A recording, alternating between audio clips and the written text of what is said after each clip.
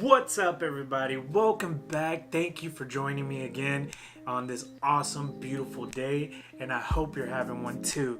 So today we're going to talk about some awesome things, and my number one is how to shoot for Instagram. So let's get to it.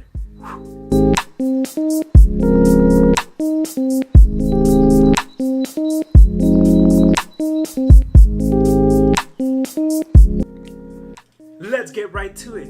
How to shoot for Instagram. Let's knock this out real quick. Short video, straight to the point. I want you to start shooting some pictures, post them, tag me, follow my IG.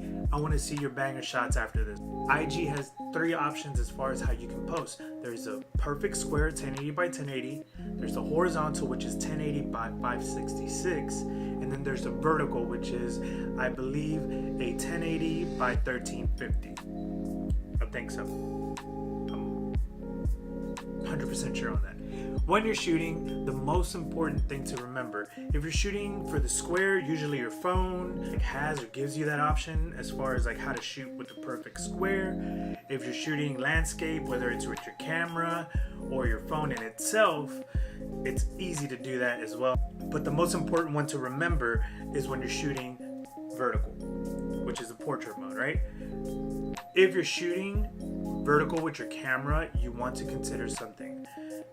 If you're framing your shot perfectly to the edges of what you see either on a crop sensor or a full-size sensor as far as your camera goes, it's gonna get cropped down whenever you do post it on Instagram vertical. And then even if you try to fit it hitting that button and it reduces it a little bit, know that if it's a full body shot, it's gonna get cropped either at the feet or at the hands or at the face, depending on the pose.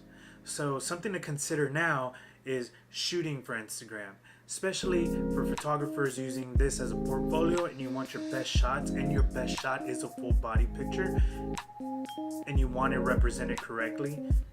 Think of this next time you shoot. I know I started to, and it's flipped my game completely. So now, whenever you're shooting, if you're using a fixed lens, it's all a matter of stepping back a few after you've taken the proper full frame shot that you wanted to, especially because I know a lot of times we're going to publish or you want to post it on different social medias and then you're able to get the entire frame there. But if you're posting for Instagram, know that it's going to get cropped, which just brings me to, following these few steps as far as, putting your subject in frame and taking a few steps back in order to fit a little more and fill in, compensate for all that space you're gonna have cropped out, and that way your subject fits in perfect within the resolutions or the dimensions of Instagram. This avoids you using third-party apps like the Instasizes to fit, the ones that give you those ugly crop lines on the side, because I know we've all used them before, or they give you that blur background so everything fits better. Yeah, let's try to avoid that. Let's get the best, sharpest, cleanest, full frame shots that we can whenever we're shooting. This is just quick tips, something to consider next time you shoot. Remember, I want to see these shots after you watch this. Hashtag Jexy Studios, follow my IG, tag me, whatever. I want to see these next shots that you take.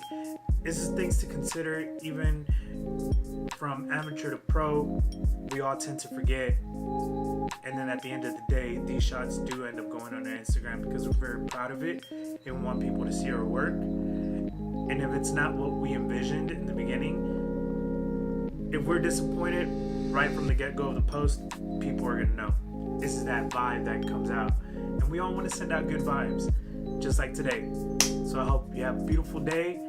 Again, subscribe if you haven't, hit that like button, and leave me a comment. I want to know what your thoughts are on this.